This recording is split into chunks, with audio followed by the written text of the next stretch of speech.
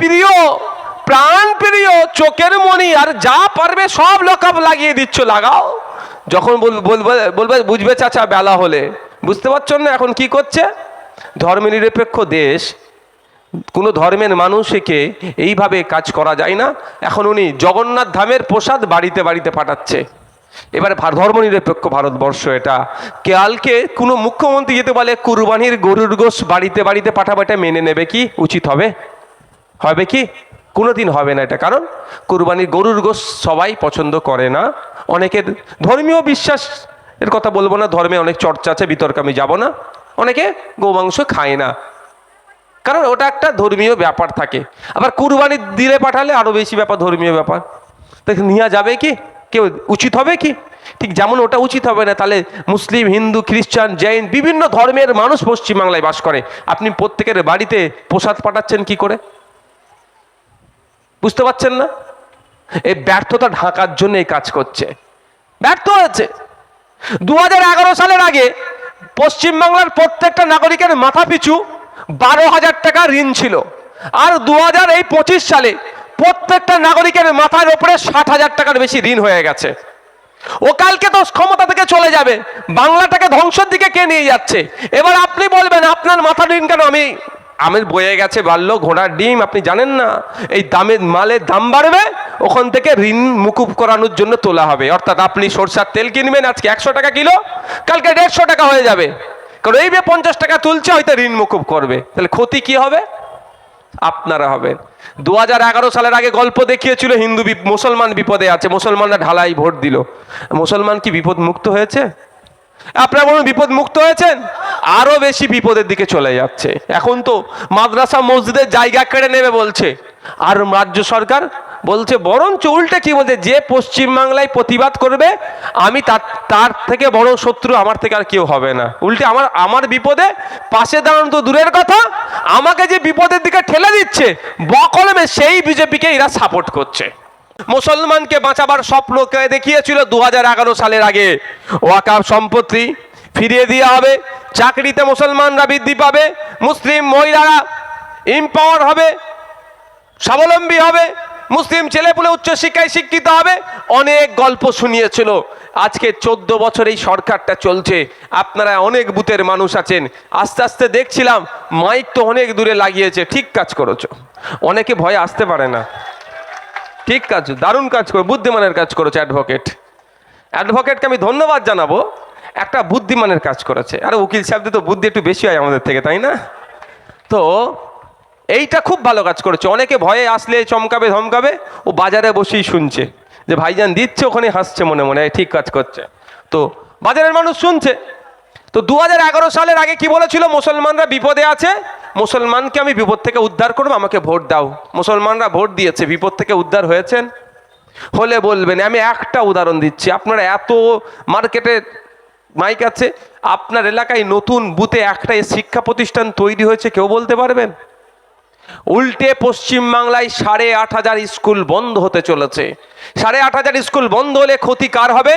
আসবার সময় মাছ বাজার দেখছিলাম, ওই মাছ বাজারে যারা মাছ বিক্রি করে তার ছেলের হবে, যে টোটো চালাই, অটো চালাই, সবজির দোকান, চায়ের দোকান, মায়েরা যারা গরিব মানুষ, যারা আর্থিকভাবে দুর্বল, মাসে 1000 টাকা 1200 টাকা লক্ষ্মীর ভান্ডার আমরা নিচ্ছি, গরিব বলেই তো নিচ্ছি, নাকি বড় লোক হলে নিতাম কি? তাদের ছেলেদের ভবিষ্যৎ ধ্বংস হবে, কারণ এরাই ছেলেপুলেরাই তো প্রাইমারি স্কুলে যায়, আপার প্রাইমারি থেকে বড় লোকের ছেলেরা পড়ে, সব প্রাইভেট স্কুলে পড়াচ্ছে। তাহলে এই 8,000 8,500 স্কুল বন্ধ হলে ক্ষতি কার হবে? গরিব মানুষের হবে। আর 8,500 স্কুল যেগুলো বন্ধ হচ্ছে, সেখানে দেখুন ম্যাক্সিমাম মাইনরিটি এলাকা, দলিত এলাকা, আদিবাসী এলাকায় নমশূদ্র ভাইরা যেখানে বেশি থাকে, যেখানে আদিবাসী ভাইরা বেশি থাকে, যেখানে মুসলমান ভাইরা বেশি থাকে। ক্ষতি কার করছে? গরিব মানুষের করছে। 2011 সালের আগে গল্প দেখিয়েছিল, মুসলমান বিপদে আছে, ক্ষমতায় নিয়ে আসো, মুসলমানকে বিপদ উদ্ধার থেকে উদ্ধার করব। উদ্ধার তো দূরের কথা, মুসলিম মহল্লাতে পাড়ায় পাড়ায় মাতাল চাষ করে দিয়েছে। ভুল বলছি নাকি? মদের দোকান লিগাল ইলিগাল বুতে বুতে হয়ে গেছে, স্কুল শিক্ষা প্রতিষ্ঠান বুতে বুতে হয়নি, বুতেতে দূরের কথা অঞ্চলে হয়নি। তা আমাদেরকে ভাবতে হবে, একজন হিন্দু ভাইদের বোকা বানাচ্ছে আর অন্যজন মুসলমান ভাইদের বোকা বানাচ্ছে। একজন বোকা বানিয়ে ভারত দেশ চালাবার দায়িত্ব নিয়েছে, আর একজন বোকা বানিয়ে রাজ্য চালাবার দায়িত্ব নিয়েছে। যখন এই হিন্দু মুসলমান বুঝে যাবে এদের খেল, এদেরকে একদম টেনে নামিয়ে দেবে। তবে বুঝতে পেরে যাচ্ছে কিন্তু, কারণ যে জীবনে ব্যাটে হাত দেয়নি, ব্যাট বলে হাত দেয়নি, ক্রিকেট খেলেনি, সে এখন আইসিসির টপ পোস্টে বসে গিয়েছে। আর আপনার পাড়ার হিন্দু ভাই যাকে স্বপ্ন দেখাচ্ছিল 2014 সালের আগে, তুই আমাকে ভোট দে, তোকে আমি বিপদ থেকে উদ্ধার করব, তার ব্যবসা তলানিতে চলে যাচ্ছে। এই সামনে মাঝবাজার আমি পার করে এলাম তো নাকি, মাজারের ওই আশপাশটায় মার্কেট আছে তো, খোঁজ নিয়ে দেখুন বা আপনারাই বলুন না, যত দিন যাচ্ছে আপনাদের বিজনেসের উন্নতি হচ্ছে না অবনতি হচ্ছে? এটা বলুন আপনারা। পিছন দিকে যাচ্ছে বিজনেস, আমি দায়িত্ব নিয়ে বলছি। এখন খাটতে হচ্ছে বেশি, শ্রম বেশি দিতে হচ্ছে, মজুরি কম পাচ্ছেন। একটা সময় যে ব্যবসাটা ছিল এখন তার আরো কম্পিটিশন বেড়ে গেছে, এখন লাভ কম হচ্ছে, সময় বেশি দিতে হচ্ছে। ভুল বলছি নাকি আমি? কিন্তু দেখুন, আপনাকে বিপদ থেকে উদ্ধার করবে বলেছিল 2014-তে। আমি মুসলমানদের পাটটা রেখে দিচ্ছি, আমি হিন্দু ভাইদের পাটটাতে আসি আগে। তো বলুন, আপনার পাড়াতে বা এখানে অনেকে আছে, রাম কাকার ছেলেটা 2014 সালের আগে যে অবস্থায় ছিল, এখন দেখুন তার থেকে খারাপ অবস্থায় চলে গেছে। আর অমিত শাহজির ছেলেকে দেখুন, জীবনে ব্যাট বলে হাত দেয়নি, আইসিসির চেয়ারম্যান হয়ে গেছে। এই হিন্দুকে বাঁচাতে এসেছিল। আমার পাড়ার হিন্দুটা ক্রমশ পিছিয়ে যাচ্ছে, আর যে নেতা হিন্দুকে বাঁচাতে এসেছিল সেই নেতার ছেলের ব্যবসায় 15,000 গুণ বৃদ্ধি পেয়ে যাচ্ছে। 2011 সালের আগে মুসলমান বিপদে ছিল, মুসলমান ভোট দিলেন। 2011 সালের আগে একজন 100টা চাকরি করলে 4টে মুসলমান খুঁজে পেতেন, আর এখন বিপদ উদ্ধারের নামে 100 জন সরকারি কর্মচারী থাকলে একজনকেও খুঁজে পাবেন না। আপনার বিপদ উদ্ধার করে দিয়েছে। মানে আপনাদের চাই না যে সরকারি চাকরি করে কি করবে তোমরা, হ্যাঁ সব দেয়, টাইম টু টাইম অফিস যেতে হবে, ফিরতে হবে, ওসব কষ্ট করে লাভ নেই। তোমরা ঘরে বসে থাকো, মাচাতে বসে বোম মারামারি প্র্যাকটিস করো। বুঝতে পারছেন খারাপ লাগছে নাকি? আর যে আপনাকে 2011 সালের আগে বিপদ থেকে উদ্ধারের গল্প শুনিয়েছে, তার ভাইপো আমেরিকায় চোখের ট্রিটমেন্ট করতে যাচ্ছে। শোনা কথা, সোশ্যাল মিডিয়াতে দেখলাম, যেখানে উনি ট্রিটমেন্ট করতে যায়, শুনেছি নাকি 1 কোটি টাকা শুধু ফিজ নেয়। ঔষধ পৌষধ দূরের কথা, আমরা তো ট্রিটমেন্ট করতে যাই, হ্যাঁ ফিজ দিতে হয় না, 250, 300, 500। তবে আমিও চাই এটা একটা লিমিট হওয়া দরকার। কাউকে 1000 টাকা ফিজ, 800 টাকা ফিজ, 700 টাকা ফিজ, গরিব মানুষ কোথা থেকে পাবে? এটাও একটা প্রাইভেটে হবে। একটা বিল অবশ্য এসেছে, ক্লিনিক্যাল এস্টাবলিশমেন্ট অ্যাক্ট। আমার বলার পরে একটা কিছু বুঝে গাধা পানি খাবে কিন্তু একটু গুলিয়ে খাবে, বলার পরে একটু ঘুরিয়ে ঘাড়িয়ে নিয়ে এসেছে West Bengal clinical establishment act 2025। কিছু কিছু পরিবর্তন হয়েছে, তা ওর মধ্যে অনেক ঘাপলা আছে, আগামীতে হবে। যাক, আমরা ভোট দিলাম আমি বিপদ থেকে উদ্ধার হওয়ার জন্য, আমার চোখের অপারেশন করার জন্য। মেটিয়াপুরে আমি গেলাম, এমন ভুল ট্রিটমেন্ট হলো, আমার চোখ নষ্ট হয়ে গেল। আর আমি যাকে নিয়ে আসলাম, যে আমাকে বললো তোকে আমি বিপদ থেকে উদ্ধার করব, তার দ্বারাই আমার চোখ নষ্ট হয়ে গেল। আর তার ভাইপোর চোখের প্রবলেম হয়েছে, আমেরিকাতে গিয়েছে, শুধু ফিস হচ্ছে 1 কোটি টাকা ঔষধ ছাড়া। তারপরে লাভ কার হলো? ভাইপোর হলো। লাভ কার হলো? ওনার ছেলের হলো। আমার ভাইপো আমার ছেলের আমরা লাভ করতে পারলাম না। তাই সময় এসেছে 2026 ইলেকশন, আমরা আমাদের ছেলের কথা ভাববো, আমরা আমাদের ভাইপোর কথা ভাববো, আমাদের বাচ্চাগুলো স্কুলে গেলে যাতে টিচার পাই তার কথা ভাববো, আমরা হসপিটালে গেলে ফ্রি ট্রিটমেন্ট ঔষধ যাতে পাই তার কথা ভাববো, আমরা শ্রমের যাতে সঠিক মূল্যায়ন হয় তার কথা ভাববো। শুধু 1000 টাকার লক্ষ্মীর ভান্ডার দিয়ে আমার মায়েদেরকে বোঝানো যাবে না। মায়েদের বলছি, 1000 টাকা লক্ষ্মীর ভান্ডার দিচ্ছে, আর আপনার ছেলের ভবিষ্যৎ ওই হাতেই মমতা ব্যানার্জি সরকার দাফন করে দিচ্ছে, দাহ করে দিচ্ছে। আপনারা যারা আছেন, বাজারে মাইক লাগিয়েছে, অনেক আওয়াজ যাচ্ছে, সকলকে বলছি আজকে বাড়ি যাবেন, যারা আপনার বাচ্চাগুলো যারা প্রাইমারি স্কুলে যাচ্ছে তাদেরকে ডেকে বসাবেন। ক্লাস 4-এর ছেলেকে অঙ্কের বইটা খুলে দেন, 4-5 মাস তো ক্লাস হয়ে গেছে নাকি, অনুশীলন 1 যেটা প্রথম অনুশীলনের অঙ্কের বইটা খুলে দিয়ে অঙ্কটা করতে বলুন। আমি চ্যালেঞ্জ করে যাচ্ছি এই হাড়োয়ার, যার নাম কি, এই মল্লিকপুরের মাঠ থেকে চ্যালেঞ্জ করে যাচ্ছি, 100টা ছেলেকে ট্রাই করবেন, 90টা ছেলে দেখবেন ওই ক্লাস 4-এর তার ক্লাসের অঙ্কের অনুশীলন একটাই করতে পারবে না ঠিক করে। কিন্তু মা আপনার হাতে 1000 টাকা মাস গেলে 1200 টাকা গুঁজে দিচ্ছে। আর কি বলছে, দিদি আছে বলেই পাচ্ছে। যেই হাতে আপনাকে 1000 টাকা দিচ্ছে, ওই হাতে আপনার ছেলের ভবিষ্যৎ কিন্তু এই সরকার গলাটা টিপে দিচ্ছে। আজকে বাড়ি যাবেন, ক্লাস 5-6 এর বাচ্চাকে ডাকবেন, পেন খাতাটা দিয়ে বলবেন তোর নাম, তোর বাপের নাম, তোর ঠিকানা, কোন ক্লাসে পড়িস, কোন স্কুলে পড়িস, এটা ইংলিশে লিখে দে। এটা তো বড় কিছু ব্যাপার নয়, এটা তো স্বাভাবিক ব্যাপার। যদি 100টার মধ্যে 90টা না ফেল করে, আমি বক্তব্য দিয়াই ছেড়ে দেবো, আমি রাজনীতি ছেড়ে দেবো। আমি এত বড় চ্যালেঞ্জ করছি। তাহলে কার ক্ষতি করছে? বড় লোকের ছেলের, নেতার ছেলের ক্ষতি হবে?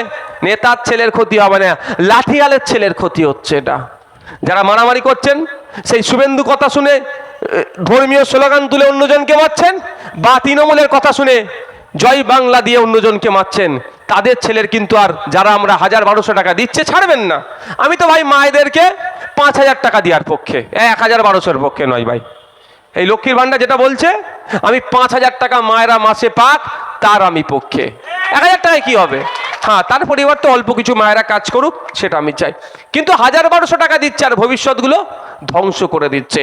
আপনার ছেলেকে আপনি ঢাট কাজ করেন, 4টে মুরগি পোষেন, গরু পোষেন, ছাগল পোষেন, বিক্রি করে মাসে মাসে টাকা দিচ্ছেন, ফিস দিচ্ছেন, পড়াশোনা করলেন, আপনার ছেলেকে বড় করলেন, মেধাযুক্ত হলো, আপনার ছেলে পরীক্ষায় পাশ করেছে, আপনার ছেলে চাকরি পাচ্ছে না কেন? আপনাকে কিন্তু 1000 টাকা মাসে মাসে দিচ্ছে। আর যার ছেলে যুক্ত অক্ষর বানান করতে পারেনি, 15 লাখ টাকা মেরে দিচ্ছে, চাকরি পেয়ে যাচ্ছে। তাহলে 1000 আপনার হাতে দিচ্ছে, আপনার ছেলের ভবিষ্যৎ কিন্তু ধ্বংস এই সরকার করছে। সেইভাবেই তো 26,000 যে চাকরি বাতিল হয়েছে, এটা কাদের দোষ? সম্পূর্ণরূপে এখানে দাঁড়িয়ে বলে যাচ্ছি, আমি যদি ভুল বলি আমাকে মামলা দিতে বলবেন মমতা ব্যানার্জি সরকারকে। পুলিশকে একবার দালাল বলেছিলাম, তাই মামলা দিয়ে দিয়েছিল আমাকে। দালাল পুলিশকে দালাল বলেছি, আবার যেই পুলিশকে স্যালুট করার দরকার সেই পুলিশকে আমি স্যালুট করি। দালালকে দালাল বলবো না ভাই? ওকে যতবার আমি দেখতে পাবো দালালি করতে, ততবারই ওকে দালালি বলবো আমি। তাতে আমাকে যদি যতদিন ইচ্ছা জেলে রাখতে বলে জেলে রাখ, আমি তো জেল থেকেও দালাল বলবো ওকে। আমি দালালি করলে আমি দালাল বলবো, নিরপেক্ষ থাকলে তার হয়ে লড়াই করব। অমিতাভ মালিক যে দার্জিলিংয়ে তাকে গুলি করে খুন করেছিল, তার পক্ষ নিয়ে আমরা কথা বলেছি, তার হয়ে আমরা কথা বলেছি। আমরা বারবার বলি আমাদের ওয়েস্ট বেঙ্গল পুলিশকে ও আপনার বুলেট প্রুফ জ্যাকেট দেওয়ার কথা আমরা প্রথম তুলেছি পশ্চিমবাংলাতে। তাহলে পুলিশের জন্য তো আমরা কথা বলি। পুলিশ আমাদের সামাজিক বন্ধু, পুলিশ আমাদের শত্রু নয়। কিন্তু যে পুলিশ দালালি করে তাকে আমরা দালাল বলবো। যাক, যে বিষয়ে বলছি, এই যে 26,000 চাকরি বাতিল হয়েছে, সম্পূর্ণরূপে রাজ্য সরকার দায়ী।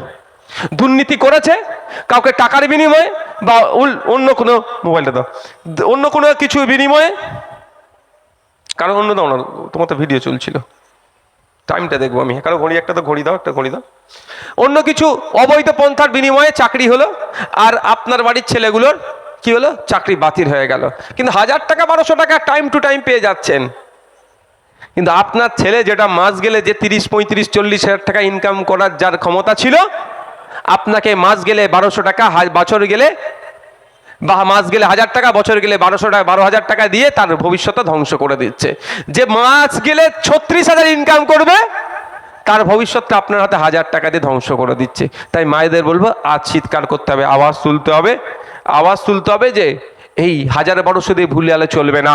26,000-এর মধ্যে 5,004 জন মতো বৈধ শিক্ষক আছে, অবিলম্বে তাদেরকে স্কুলে পৌঁছানো হোক। এবং গ্রুপ ডি, গ্রুপ সি এর মধ্যে যারা বৈধভাবে আছে তাদেরকে স্কুলে পৌঁছানো হোক। হে আওয়াজটা মা বাপ ভাই একসাথে তুলতে হবে। কারণ যারা বৈধ পন্থা অবলম্বন করে চাকরি পেয়েছে, তারা আজকে তাদেরকে আবার নাকি বলছে আবার নতুন করে এক্সাম দিতে হবে। এই নিয়ে অনেক বিতর্ক। তারা একটা শুধু রাজ্য সরকারকে একটা কথা বলছে, 1 মাস এই ফর্ম ফিল আপটা পিছিয়ে দেওয়া হোক। তাও রাজ্য সরকার কর্ণপাত করছে না। তাদের দাবিকে আমি সমর্থন করি। আমি রাজ্য সরকারকে বলেছি, আজকেও বলছি যে তাদের দাবিটা মেনে 1 মাস ফর্ম ফিল আপটা পিছিয়ে দেওয়া হোক। কারণ সুপ্রিম কোর্টে একটা রিভিউ হয়েছে, এই রিভিউটা কি আসে সেটা দেখা যাক। কিন্তু সেটা তড়িঘড়ি করছে। এর কারণটা কি?